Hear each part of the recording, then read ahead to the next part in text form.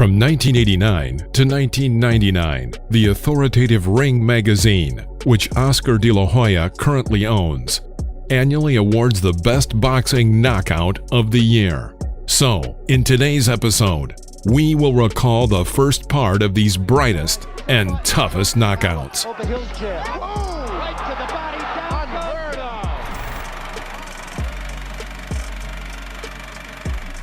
The first and most historical fight on the knockout list was Michael Nunn and Sumbu Kalambe in March 1989.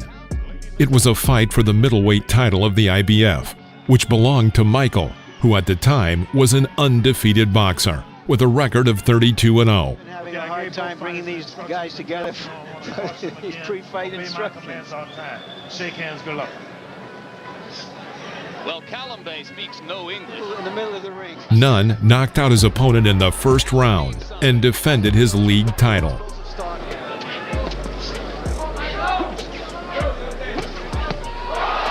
down goes Sumbu Kalambe after a major league left inside by Nunn.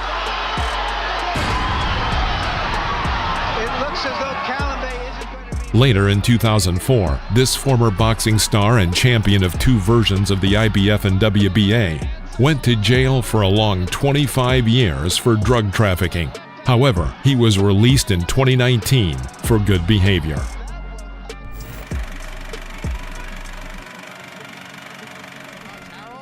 Next up, we have the year 1990 and the title fight for the WBC belt in the first middleweight. This battle was between America's rising star Terry Norris and Ugandan champion John Mugabe, who won the silver medal of the Olympics in Russia. John also ranked 38th in the list of the 100 most frightening punchers in boxing history, according to the Ring magazine.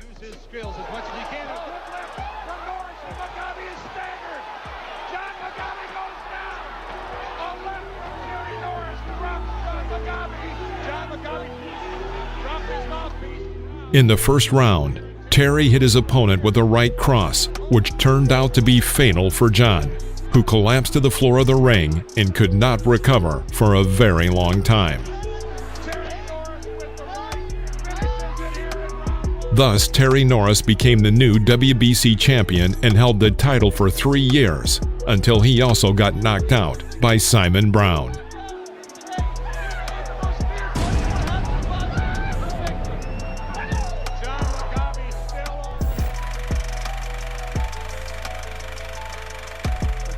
In 1991, the Ring magazine took the year off for reasons unknown to us, and the prize was not awarded.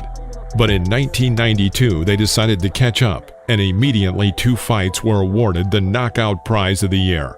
The first was a duel between Japanese boxer Akinobu Hiranaka and Filipino Morris East for the second bantamweight title of the WBA.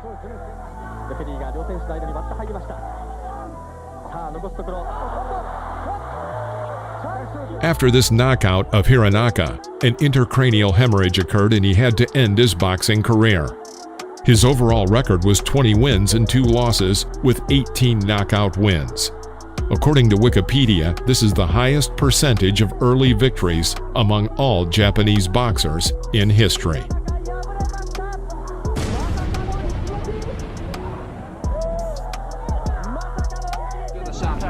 The second knockout of 1992 happened at a meeting between the Olympic champion Kennedy McKinney and the IBF welterweight champion Welcome Nkita, for whom it was the 7th title defense.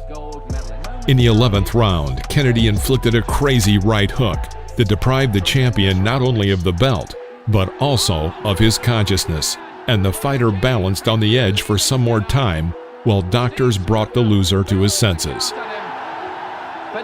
After this overthrow of the champion, Kennedy fought 5 title defenses and was knocked out himself, literally falling into another list, namely the upset of the year, according to the Ring magazine. First time in 32 contests, and you would have bet a lot of money against that ending, even 60 seconds before it happened.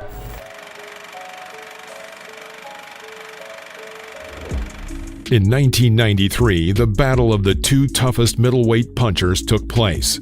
It was from this fight that the knockout prize of the year was awarded. In one corner was WBC champion Julian Jackson, and in the opposite corner, the famous challenger Gerald McClellan, whom Don King called Mini Mike, comparing him with Mike Tyson, even though Gerald had an even larger percentage of knockouts in the first round than Iron Mike. Right now, very difficult to catch is Gerald McClellan.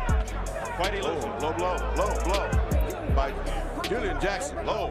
That was a big, heavy shot down south. Another one. And McClellan. The outcome of this battle came in the 5th round. McClellan knocked Jackson down, but to his great surprise, he got back on his feet, about as incredibly as Tyson Fury got up after being hit by Deontay Wilder. There was a second series of attacks from Gerald, and Jackson fell to the floor of the ring, but again got to his feet at the count of 5. The referee saw that Jackson was seriously shocked and stopped the fight. The championship belt changed owners. Gerald became the WBC World Champion. And he is the new WBC middleweight champion. After that first knockdown, you could see he was totally... But Gerald's career is another reminder of some of the more serious consequences of boxing. In 1995, he suffered a serious brain injury and fell into a coma. Gerald remained permanently paralyzed. He could not move without assistance and also went blind and almost deaf. Very soon, we will feature a separate video about this story. Subscribe to the channel so you won't miss it.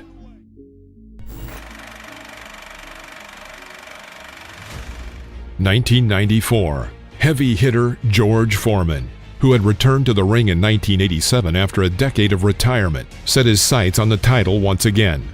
In 1991, having scored 24 victories in a row, Big George got a title chance against the young Evander Holyfield, whom he unfortunately lost to by decision of the judges. But he proved he could still give the champions a fight. After 3 more victories, in 1993 George was given another chance to compete for the WBO belt that belonged to Tommy Morrison. But again, he failed and lost again by the decision of the judges. It seemed that his career was slowing down and that the 45-year-old George Foreman was starting to relax. But as a sign of respect, he was given a 3rd chance to compete for the WBA and IBF champion belts owned by Michael Moorer, who had taken them from Holyfield himself. Foreman, who reached round 10, struck the opponent with a left jab and a right cross. He then repeats this combination with an even more powerful one that was too tough for the champion, and he fell into a knockout. That is the face of shock and awe there. Joe Cortez finishes the Thus, Foreman made history, allowing the 45-year-old veteran to become a world champion of 2 titles. This is how George Foreman became the world's oldest heavyweight boxing champion and 2nd world champion, despite losing in weight category to Bernard Hopkins.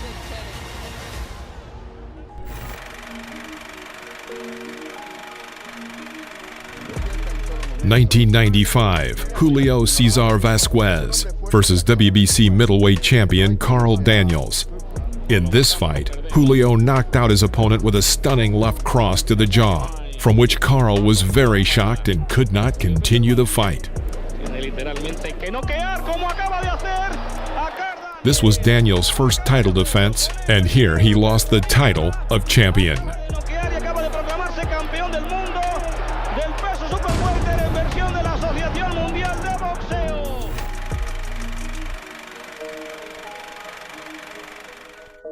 (1996) Puerto Rico's Wilfredo Vasquez, fighting against WBA middleweight champion Eloy Rojas, for whom the fight with the Puerto Rican became the 7th champion title defense.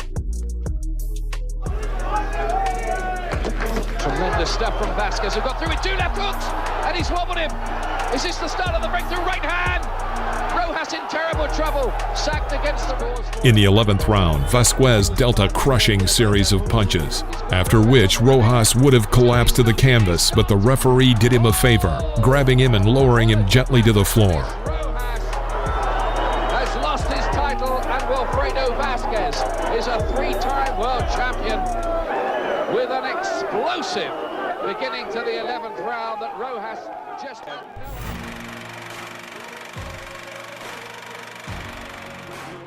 In 1997, one of the most exciting fighters and a public favorite, Arturo Gatti, entered the boxing arena. This fight, in which Arturo defended his IBF title against Mexican Gabriel Ruelas, was presented with 3 awards at once, namely the Knockout of the Year, the Duel of the Year, and the Round of the Year. But for Gatti, it was as casual as it was for Floyd to earn $100 million in one fight. There was no controversy in this fight. From the very first seconds, both boxers invested their strongest sweeping blows, each one aiming to inflict damage and knock out the opponent. They were not fighting for points, and they did not compromise. It was just a hard exchange of blows, as boxing fans like. Gatti comes back with a solid right of his own over the top. Watch out for Arturo Gatti's left hook. When Ruelas... 44 fights. Gatti has that many in 29 fights. Left hook to the body by Gatti. Ruelas missing upstairs, and there you see what Gabe means about being the better defender. At the end of round 4, Gatti was shocked by the Mexican's uppercut, but he managed to recover and strike back with a hard left hook just before the bell. A smile appeared on his face that heralded what the 5th round would bring, the same round that would be named Round of the Year by the Ring magazine. The fighters decided that in this round they would decide which one was better. Raising his arms higher, Gatti took the initiative, and the two clashed in close combat, in which ferocious hooks and uppercuts were thrown.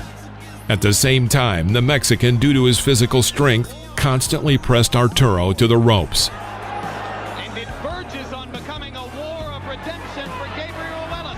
And now here comes Gatti again. Despite this was another war in which Gatti won. At the end of the round, when the Mexican was prepared to strike, Gatti's left hook landed and Ruelas failed. Right hand lands over the top.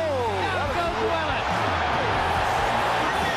I don't think Roland Gabe Ruelas gets up, and it says no more. Arturo defended his champion title, and this fight was one of 4 of his matches that, at different times, were recognized as Fight of the Year by the Ring magazine. Looking over it is.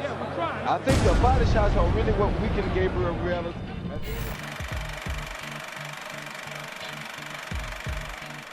In 1998, the rankings were led by the matchless Roy Jones Jr., who did not need a special introduction, since most everyone had heard of this great fighter.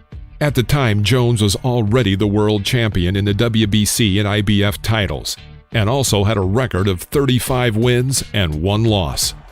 But this match against Virgil Hill was not a title fight.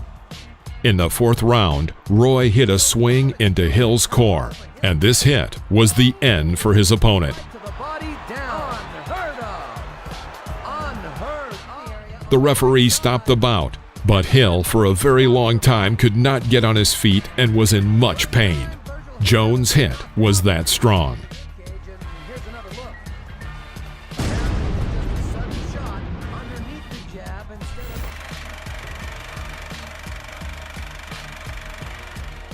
However, today's review closes with a match between Derek Jefferson against Maurice Harris. Touch him up. Thank you. Bigger, stronger. Derek became famous precisely because of this fight, and really the fight deserves our attention. In the 6th round, Derek, pressing his opponent to the ropes, began to inflict tough combinations on him, from which Harris fell to the floor of the ring. He found the strength to get up and continue the fight, and even at some point seized the initiative. But finally, Derek landed a left hook, from which his opponent falls to the floor, and after which he is unable to rise for a long time. Oh, what a left hook shot. Oh, no count necessary. Derek Jefferson, I love you. That's all for today. Please comment on which knockout you like the most.